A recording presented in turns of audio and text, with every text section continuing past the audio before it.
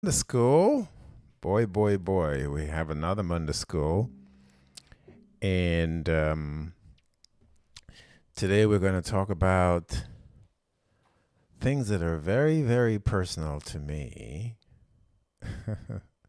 More and more, I find myself angling, inching into more personal things, my family, myself, especially how I see how history has left its mark on us today, and we shouldn't forget it. We should use it as lessons for ourselves and for our children and our grandchildren, those of us who are blessed to have grandchildren. I don't have any yet, but welcome to Monday School. And if you have friends and family anywhere in the world, ask them to tune in for education on mental and spiritual health. Today, I am going to make Monday School a lesson from my mother, a powerful lesson from my mother. And I'm sure you all have lessons from your mother as well, and your father, and other loved ones that you play in your minds or in your heads like videotapes every day, probably every minute of the day. So tell your friends and family to tune in to today's edition of Monday School. Anywhere they are in the world, they can go to our website at newspecies.com. They can go to our app, and Mary is trying to get us on other platforms like Facebook and YouTube and Instagram. So tell them to tune in anywhere they are in the world. Today, we're going to take a comprehensive look at how we're going to help our mental and spiritual health. You all know new species. New species formulas and products are designed for our physical health, but new species history, the history education we give, are designed for mental and spiritual health. And of course, it's about human history, and then particularly it's about African history and people who are of African history or heritage, for us to still try to work through and understand what happened and how we package it for our lives today, for our children, because it was devastating and it is still devastating on all of us, on everybody, black and white, because others who are not of African history have to carry some of the burden or some of the pain or some of the discomforts. So it affects everyone in more ways than we all can imagine. So here we go. A lesson from my mother. And this is a tough one, people. This lesson is about how my mother used forgiveness and redemption, probably the most powerful principle in the Holy Bible and the most powerful principle in the sacred texts of the Africans, the Book of the Dead, the pyramid text, the coffin text, and all the papyri, hundreds of papyri, religious sacred texts. How she used forgiveness and redemption to live and survive for herself and probably for all of us, her children. How she protected us, how she protected herself, and how we all must do the same to move forward and strive for a better world for our children and grandchildren. So, this forgiveness and redemption is probably not what you're thinking. And I observed this in my mother since I was 4 years old. 4 years old, there's a church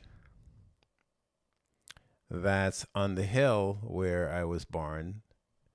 It's a Moravian church made of stone.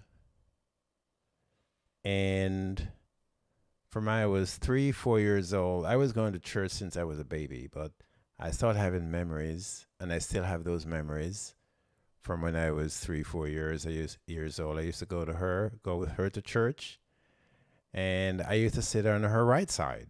I still don't know why she had me sit on her right side, but I always sat on her right side. And she would keep her black pocketbook on the floor between she and myself. And then the other kids were around us, those who were in church. And by the way, my mother had 13 children, but she raised at least 6 more that she adopted. So there was a lot of kids. Oh my gosh! Now that I think about it, it making me feel, very emotional. But I would sit by her when I was 3, 4 years old. But I wasn't going to church for God or Jesus. I was going because her pocketbook was filled with mint balls. We used to call them sweetie. And my eyes were always just looking down in that pocketbook, wondering when she was going to reach down and give me, a mint ball. I was 3, 4 years old, right? Maybe a little older. But my mother would go to church every Sunday.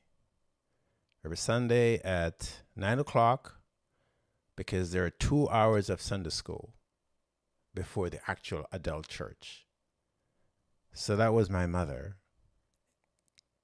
So she went to church every Sunday, rain, storm, hurricane, shine, heat, doesn't mean nothing stops her, which means nothing stops us from going to church every Sunday.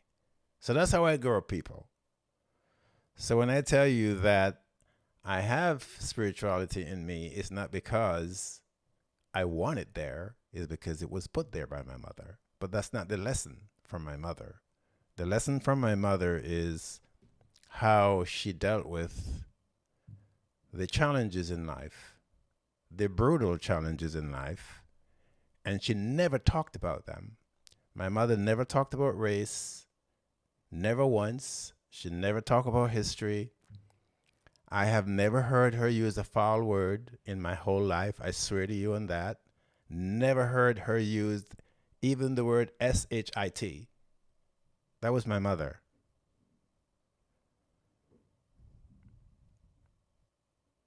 And she's still the most genuinely religious, spiritual human I have ever met.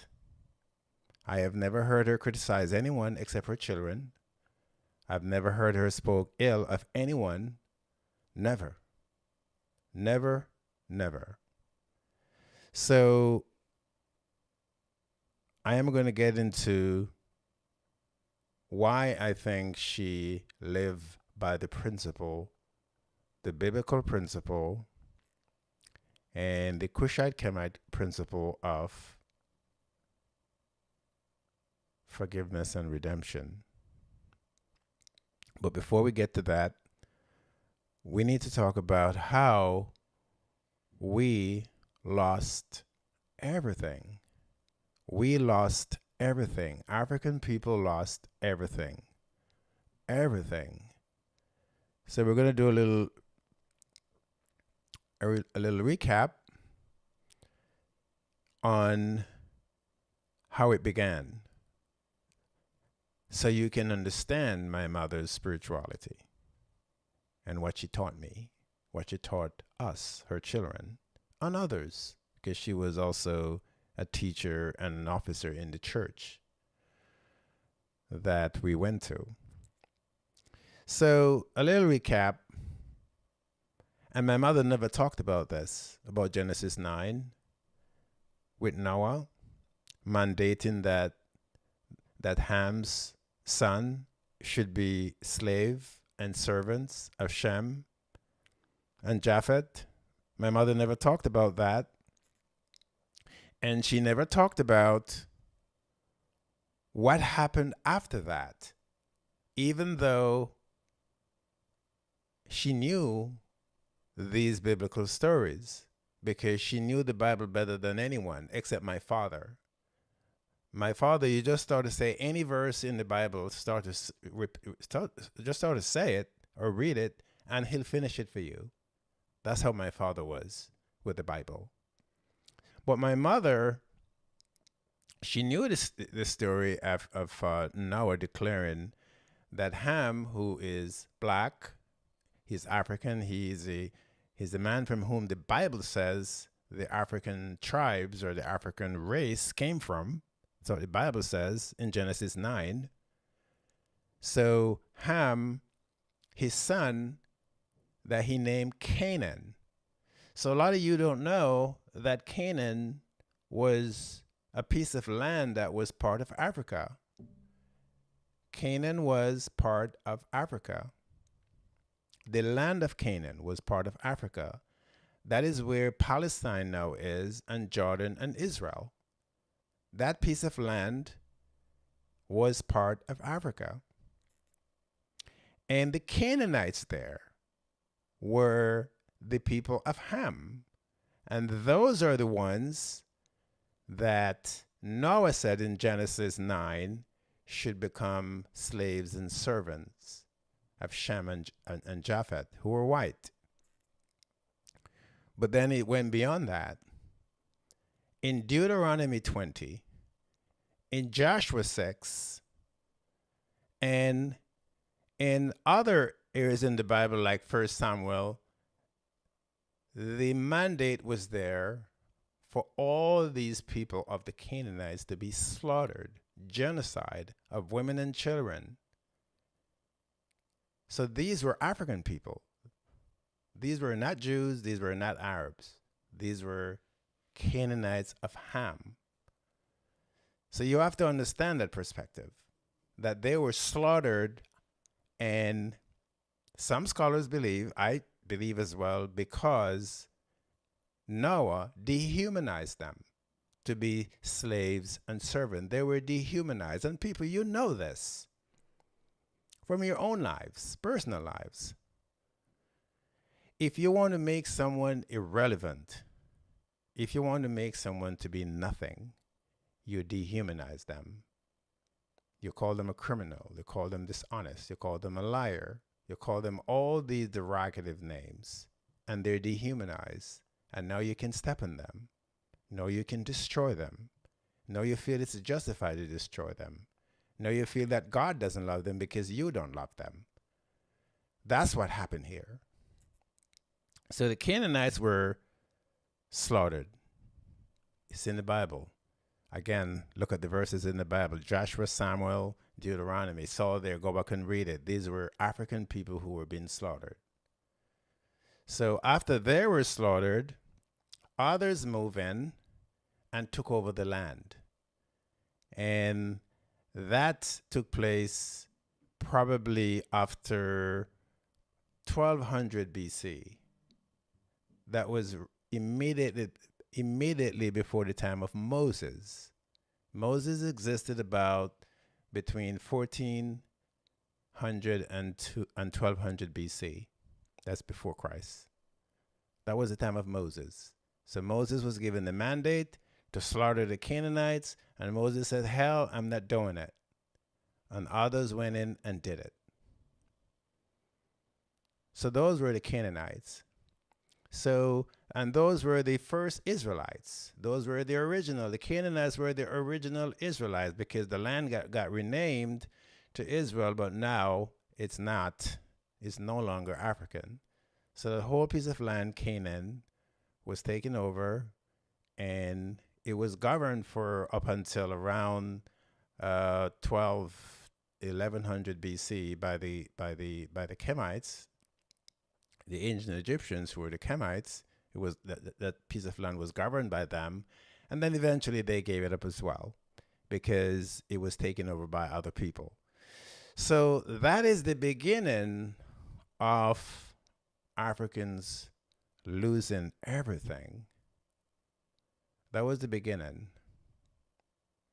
That was about 600 years before Kemet was destroyed, and it was about 700 years before Cush was destroyed.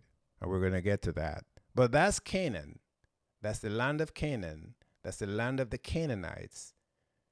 That's the land of Ham, son, and his tribes over several hundred years.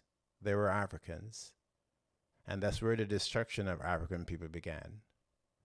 And it's there in the Bible. You just have to know what you're reading in the Bible. So now we can move down to Kemet. So Kemet was the next piece of Africa that was destroyed. And Nahum, the books of Nahum, Isaiah, Jeremiah, Ezekiel, what you all should do is just sit down and read these books, especially those areas in these books by these prophets. Just read what happened to the Cushites and the Kemites. Of course, you know that Egypt is a new name. It's a recent name. Egypt is Africa. They got renamed for whatever reason, just as how Cush got renamed to Ethiopia and or Nubia at some point in time. So you have to think about what happened then, and the new names that they have may distract you from the real truth of what happened there. So the Kemites, Nahum, Isaiah, and Jeremiah, and Ezekiel document all what happened to the Kemites and the Cushites. I don't have to go over those. You've heard me gone over it. But this is, again, where African culture was coalesced. It was coalesced here. And the people came from all over Africa because what the history books won't tell you is that Southern Africa is where humans had gathered after they were in Northern Africa for quite some time. They were in Ethiopia, the first humans, as you already know, and in Kenya, going back 3 to 8 million years. But there were the changes over Africa because of the Milky Way galaxy, because of the Orion constellation, because of the Sirius star, because of our sun. Those three areas of the constellation, when they collide, not collide as in clash, but when they override one another and they combine the heat, that's what caused a lot of the global warming around the world, but especially in Africa. So the Africans are always running from one place to another to escape, the heat, because the land would just dry up and become desert.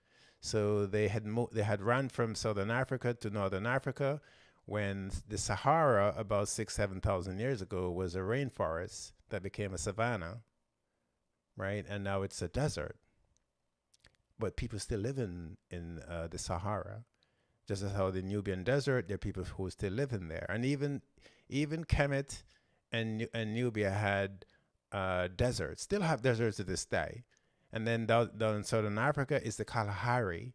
Down there, that's a huge desert down there where the Khoikhoi tribes are. So Africans are always moving around because of the changes of the weather, and that's how they coalesced. Africans coalesced in Northern Africa along the Niles. So there are 3 Niles. Some of you may not know that there are 3 Niles. There was a yellow Nile from Chad that fed the main Nile. So there was a yellow Nile, but it got dried up because, again, the climate change. And now we only have the blue Nile and the white Nile, one from Tanzania, fed by the Lake Nalabale, which is Lake Victoria. It got renamed by the British. And then Lake Tana, that feeds the other Nile, and they all come together at Khartoum, and then they flow north into the Mediterranean Sea. So the people were moving to fresh water, and that's why the talents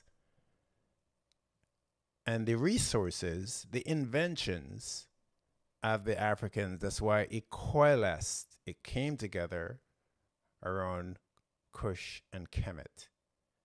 All that knowledge came together. We're not going to go into all the pieces of it, but go back and do your research. You'll see that mathematics came from Congo.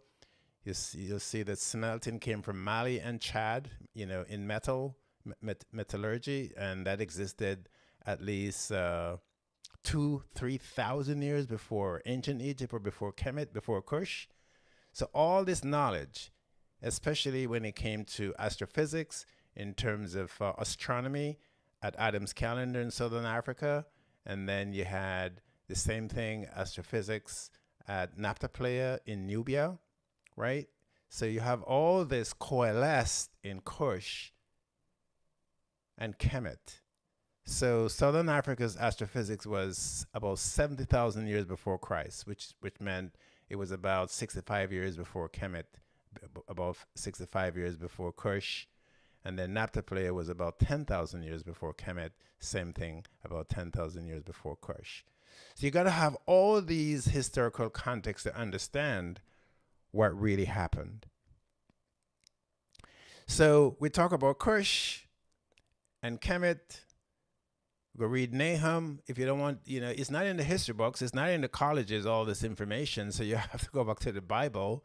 The Bible has a lot of it, or unless you want to go read a lot of the papyrus or papyri that are out there that are written by our ancestors.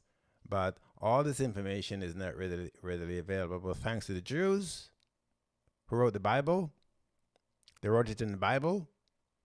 It's in the Bible. So you can't just pick parts of the Bible that you want to believe and others that you don't want to believe.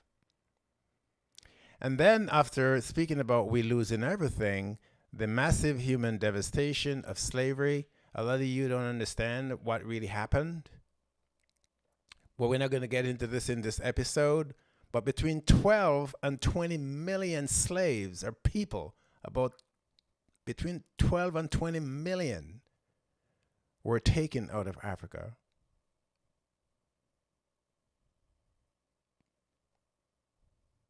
People, that is a massive human brain drain, resource, brain drain from a continent, from a country.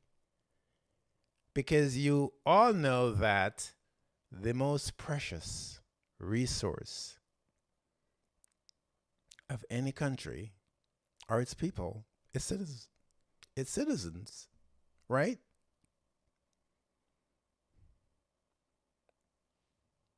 Between 20 up to 20 million, 12 and 20 million people were taken out of Africa to other parts of the world. And this is separate from colonialism. So if Africa was going to progress, it couldn't with this massive loss of people, resources, the brain drain. Just the resource drain from humans in a country or a continent is massive, people. So the way Africa is today, it's lucky it's gotten this far, because right after this came colonialism, and you all know what happened during colonialism. A lot of the people in Africa became slaves in Africa.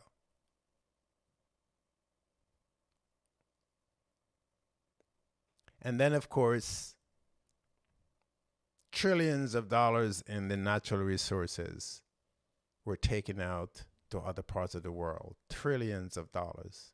So the human resource the human resource, the natural resource from minerals taken out of that one place. Now people tell me, how in God's world were these people were going to succeed? How in God's world these people were going to compete with the rest of the world? How? There's nowhere on earth where this ever happened. Nowhere on earth. So, yes, there are those who expect people to be more progressive in life, to do better in life, but African people are poor because of this. And we haven't even gotten to how the Africans stopped worshiping. When I say Africans, I mean where they are in the world, wherever they are in the world, they stopped worshiping their original supreme God, and they stopped practicing their original sacred divine spirituality. So when you put all that together,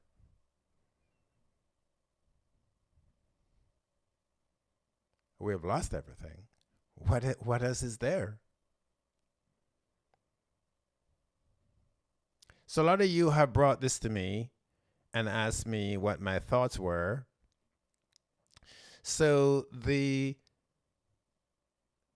talents, the inventions, the creation of the Africans coalesced in Kush and in Kemet. That's where they all came together, all that knowledge. It was global climate change, or it was climate change, the torrid heat from the weather changes that forced them to move north. And that's why Naphtha, one of the most significant places in the world in terms of ancient inventions, studying the stars. That's why they abandoned that site, because it had gotten so hot they couldn't live there anymore. That's why they abandoned Adam's calendar, as they have abandoned many places in Mali and Chad and all over the African continent because of the weather changes. So the weather changes are what push African to Northern Africa, East Africa, West Africa, because they had to get close to the Great Lakes. That's where the Great Lakes are. All right? So there are poor people everywhere. So yes, there are more poor people in Africa probably than elsewhere because of what I just said. They lost their resources. They lost their human resources. And then they lost all their, not all, but they lost massive amount of their mineral resources. It just got transported to other places in the world. So this is not in the history books. And the colleges and the universities don't talk about it. And it's not in the media. So if you're poor and you don't have the resources to protect yourselves, you don't have the resources to have an army or a proper army or proper whatever weapons to protect yourselves, you will be dominated. And it's just a human factor. So let's break it down. When you all dominate your children at home, you dominate your wife at home, you dominate your neighbors, you dominate your friends, you dominate people in general. Your domination of people, it doesn't mean that you're smarter. It means you're more ruthless and cruel. when you dominate people or children. And if you're ruthless and you have money to pay for weapons of mass destruction, to pay for a large army, and if you don't care about committing mass murder and genocides, you will always win by your sheer ruthless domination of those you don't care about. And especially of those who don't have the resources or the mindset or the soul to commit like atrocities. You will dominate them. All right?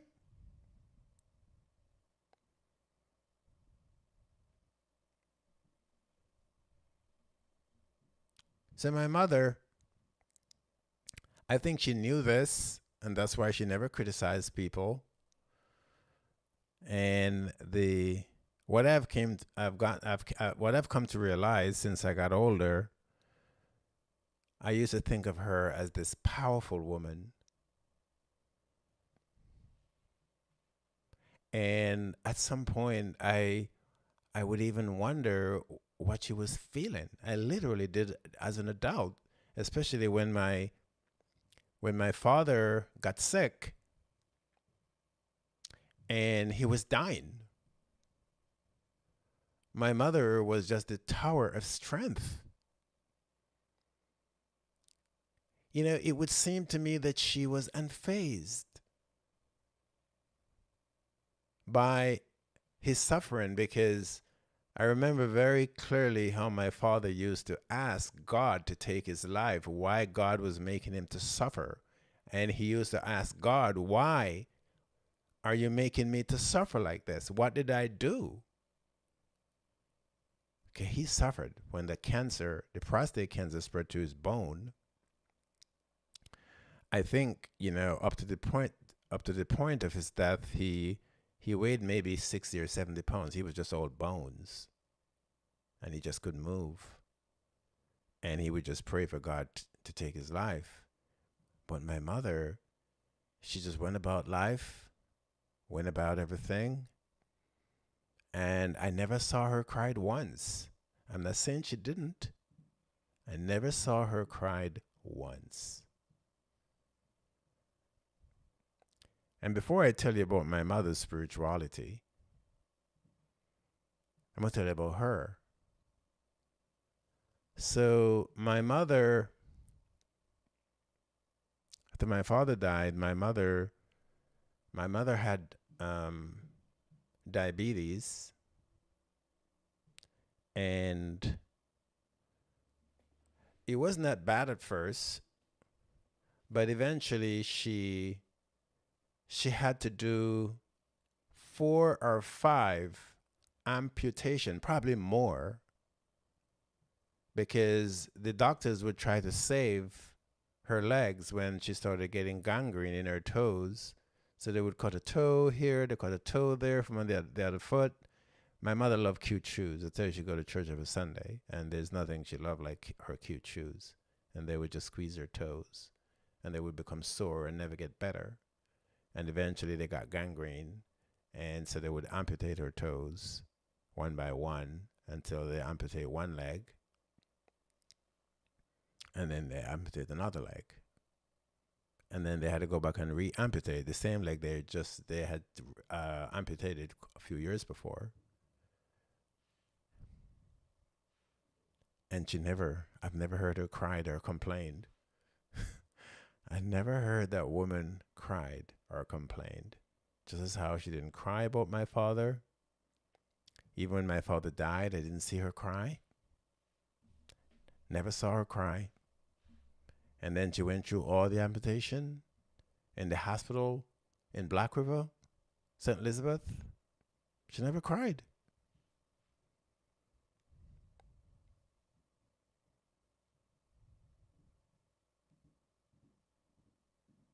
And then one day I talked to her. I talked to her about God. we used to have a white Jesus in the Springfield church right behind the pulpit. There was this, there was this, I'm telling you all a lot about me today. There was this portrait of Jesus, you know, this man with long hair, long blonde hair, blue eyes, pale skin, right behind the pulpit. So you can't miss him. You couldn't miss him, Jesus. And I remember when I was a child, I probably was around 8 or 9 years old then. And I'm going to take a break, Mary. Look like I'm getting ahead of myself.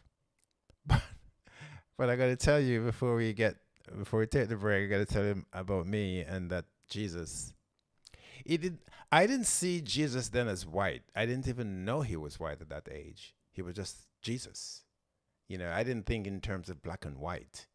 I never did, because those things were never talked about in our home. Never talked about. By my father, by my mother, by my brothers and sisters who are older. Black and white never came up. Never came up as far as I can recall. So the white Jesus now, I used to stare at this portrait and I would feel that he was staring right back at me. But later I realized that it doesn't matter where I went in the church, he was staring at me. So whether you're on the right side, it was a huge church. It wasn't a small church. You know, it was probably about 60, 70 feet in diameter. That's how wide it was. It was a huge, huge church. And then from the back to the front was about probably the same, probably a little, maybe 80 feet.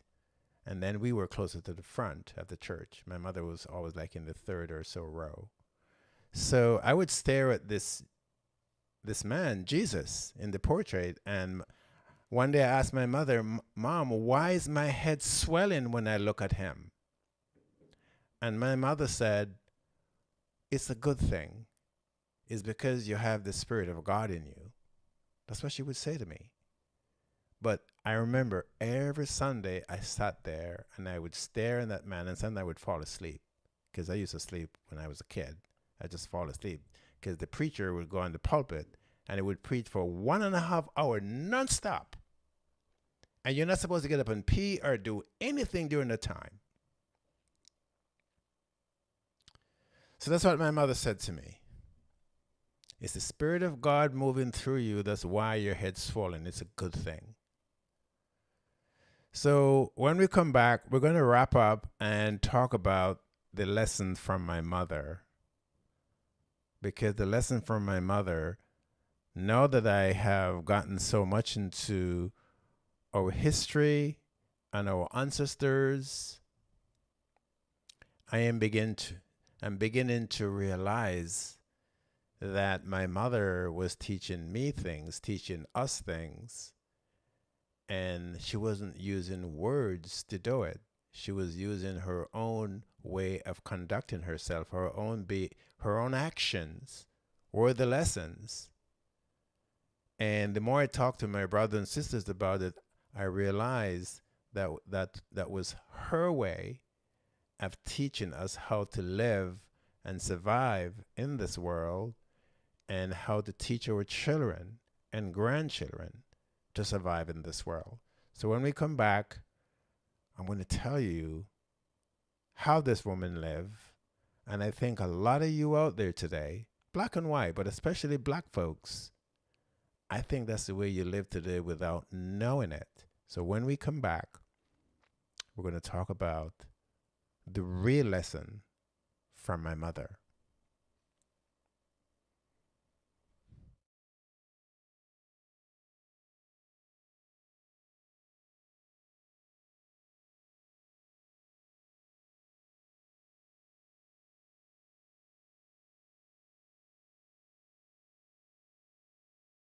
I have helped so many of you over the last 15, 20 years. I've helped you with high blood pressure, with diabetes, with cancer, autoimmune diseases, sickle cell diseases. I have helped tens of thousands of you worldwide. And you don't even know who I am. You don't even know my name. But I'm going to tell you my name.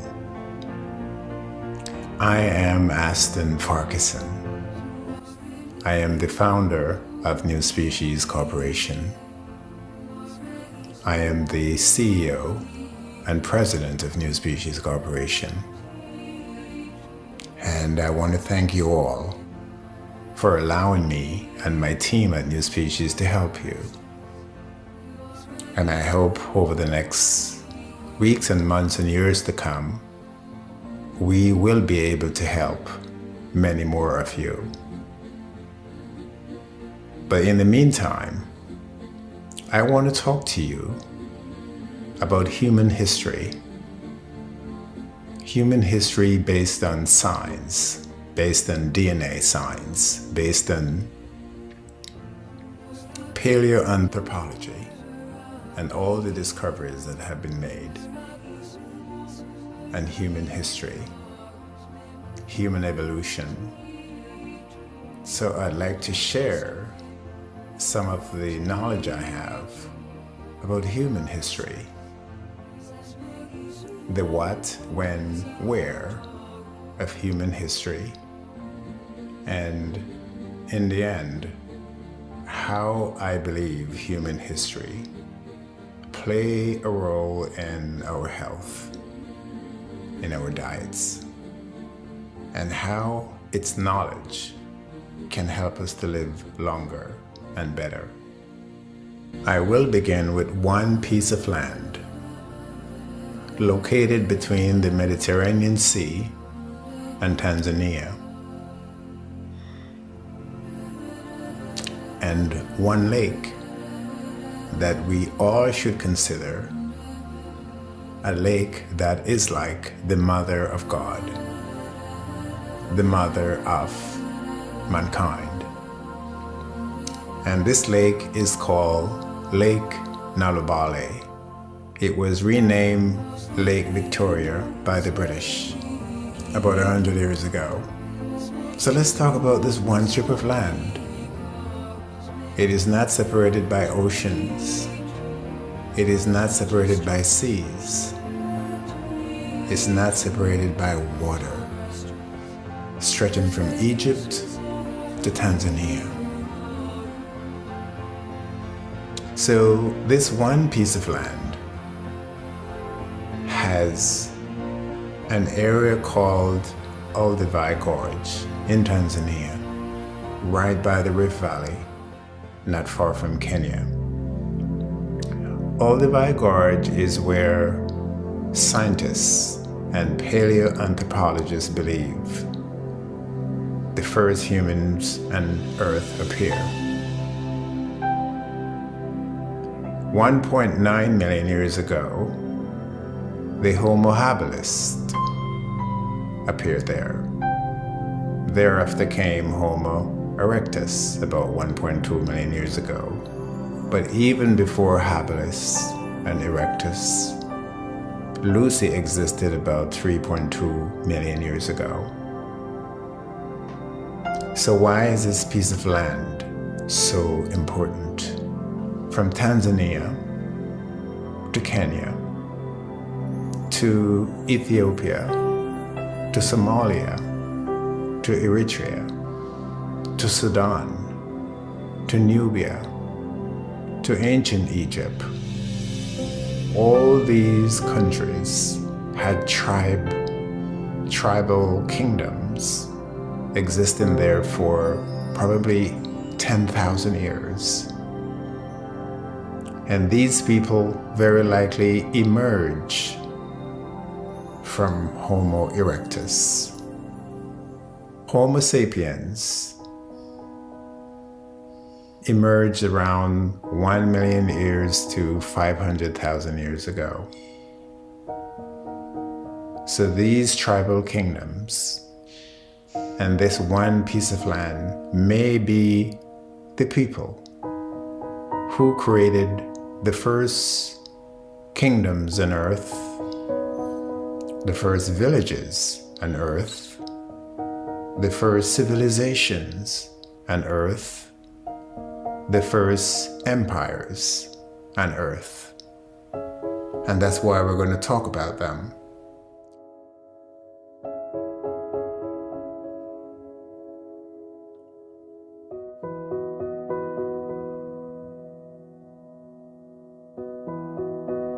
Lake Nalubale, or Lake Victoria, is located right by Tanzania and is abutted by several other countries.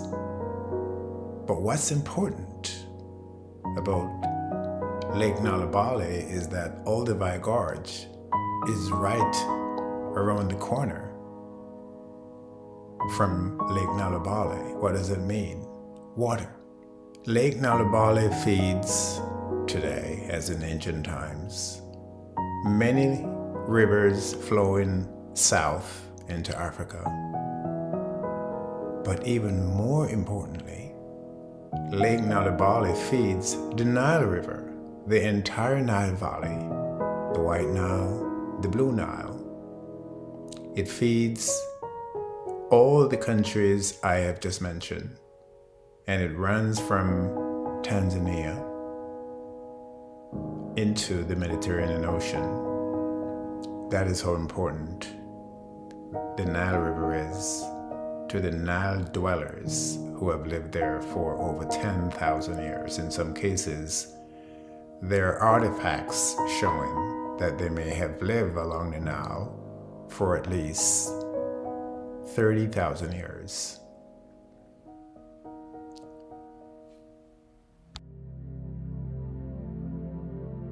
From all indications, Homo habilis and Homo erectus, as well as the early Homo sapiens, seem to have fed about 80 to 90% on sedges and other fruits and vegetables. That's what they ate, all the way up through to modern times. In the Nile Valley, where farming began on the Sahara, farming began there probably about 10,000 years ago. And these Nile dwellers and Saharans were eating millet, sorghum, chickpeas, and other tubers that they could grow. And again, they ate some fish and some meat, but it doesn't seem that they were eating more than perhaps 10% meat. Again, it was between 80 and 90% fruit and vegetables, and then we could add now tubers like yams and potatoes. So you could say that these tribal kingdoms didn't do so bad in building their civilizations, because these people were able to build edifices like stela, pyramids, temples. They were able to build extraordinary irrigation systems and dams. They dug many wells, deep wells, for water during the drying up of the landscape.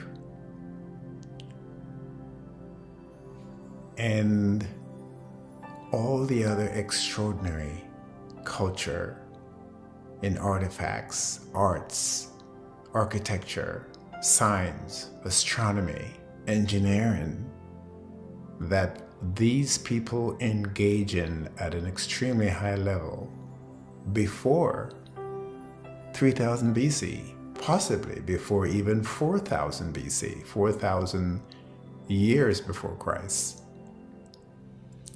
That is how extraordinary these people were. And the Nazlet, the Atarians, are the next group of people and cultures like those who created the first commercial and industrialized systems that are known to man, that engage in trade practices, and they build administrative system and other institutions. You could say all the tribal kingdoms from these countries, they form the early beginning of human culture, and they forge some of the greatest knowledge and inventions in human history. So we're going to talk about these people because these tribal kingdoms are the group of people who formed what are now known today as the Kushites and the Egyptians. That's written about so extraordinarily in the Bible and other historical texts. That's been written about by some of the most respected scholars and ancient historians who ever lived.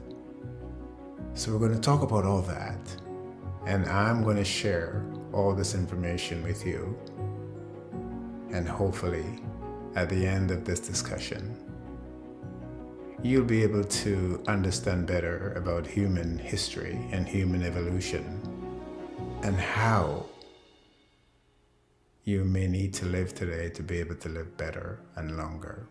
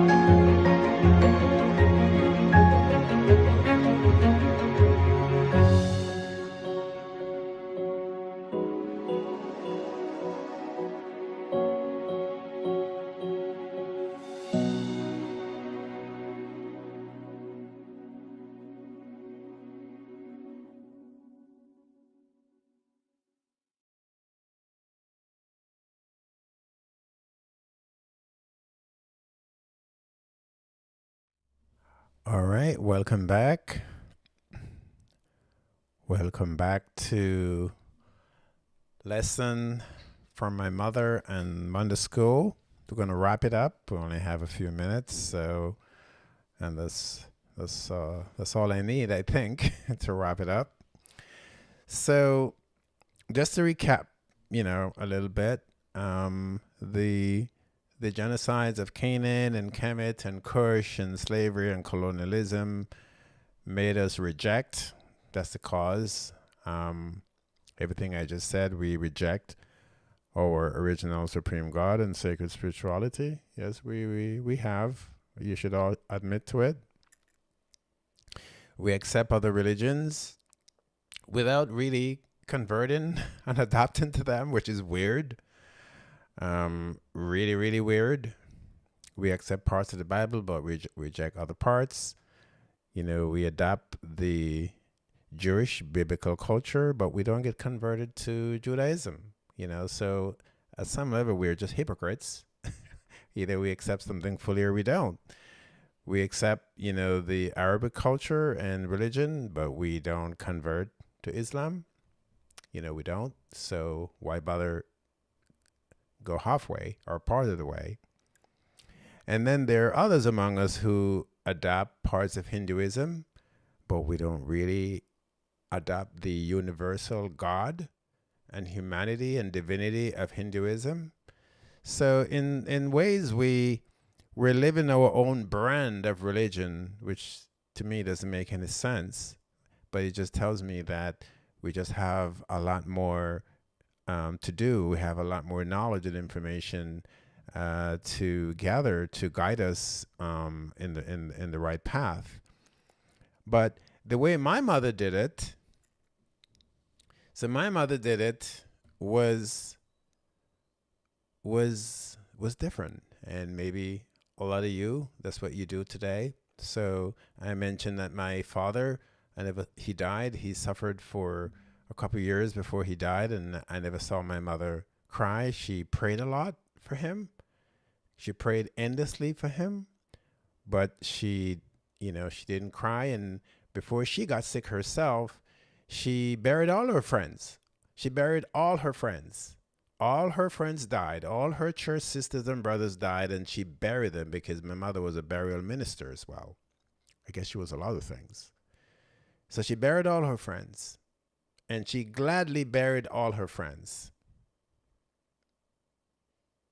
And then she got sick, and I mentioned the amputations that she went through. They were devastating, devastating, at least to me, but she never cried. So I did talk to her about her spirituality once or twice.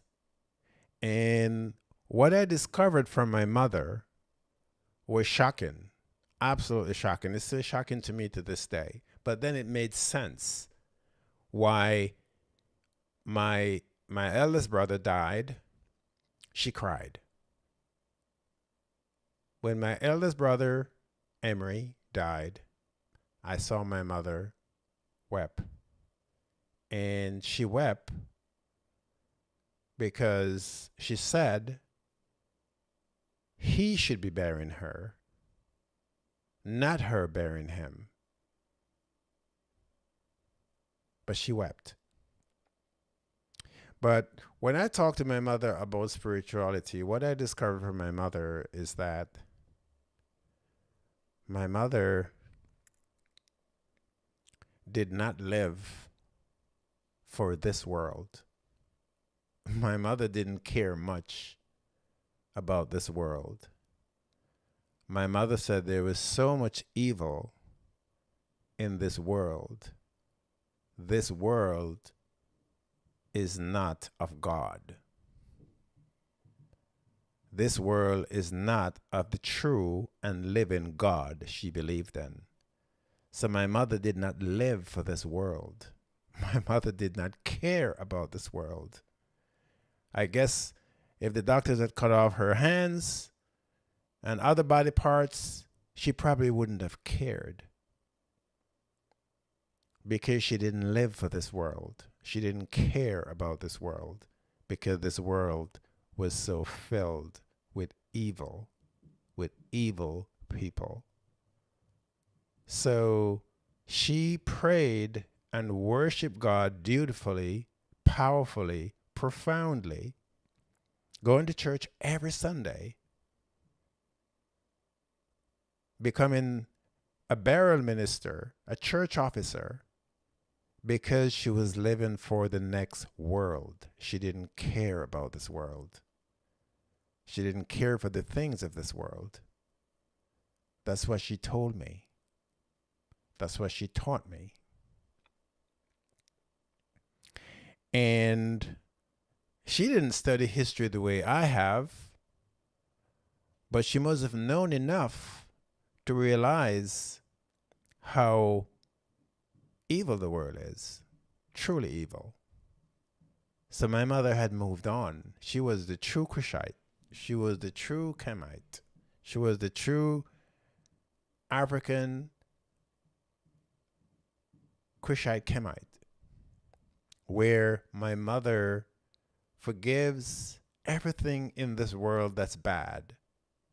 And that's why she never criticized and she never complained. She forgives everything, and she look for the next life for redemption from this life. Like our ancestors, the Cushite Kemites, the way they wrote it in the sacred texts, the way they nominated or deified Horus to be the god of forgiveness and redemption. That's what my mother believed in, not this world, the afterlife, the next world. That's what she lived for. That's what she looked forward to. The way our ancestors made Usur the god of judgment and the resurrection. The God of judgment and the resurrection. He was deified God of judgment and the resurrection.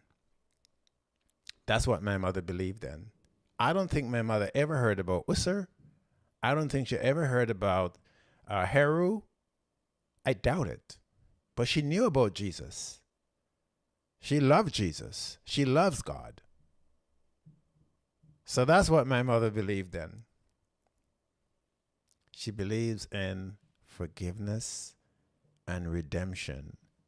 And I think a lot of people today, especially a lot of African people, that's how they view this world. And that's why they don't care about what happens in this world. As far as they're concerned, the next life, the afterlife, the spiritual world, the world of God is the real world. And that's the world they live for. That's what I believe. And I don't see anything that could sway me to believe otherwise. And those were the words of my mother. She lives for the next life. Forgiveness and redemption. You all think about that. And have a great week.